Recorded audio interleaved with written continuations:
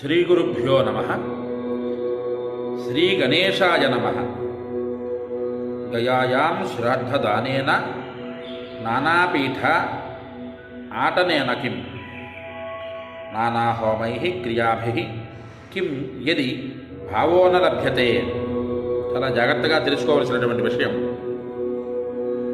గయాశ్రాద్ధాలు ఎన్ని ఆచరించినను, ఎన్ని పీఠములు దర్శించినను, అనేక పీఠములను దర్శించినను, అనేక హోమాలు యజ్ఞయాగాది క్రతువులు చేసినను, భావము పొందనిదే ఫలితము శూన్యము. భావము వలన జ్ఞానము కలుగును, జ్ఞానము వలన మోక్షము కలుగును. చాలా చక్కనైనటువంటి శ్లోకం కదా.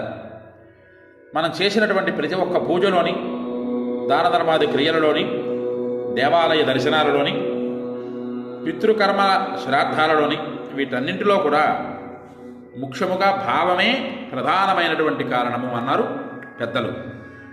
అందుకే యాదృశీ భావన యస్య సిద్ధిర్భవతు తాదృశీ అన్నారు.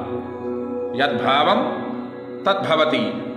ఏ భావనతో పూజ చేస్తామో, ఏ భావనతో ఆరాధన చేస్తామో, ఏ భావనతో అమ్మవారి యందు దృష్టి ఉంచుతామో అదే ఫలితంగా మనకి లభిస్తుంది అన్నది ఇందులో ఉండేటటువంటి ఆంతర్యం.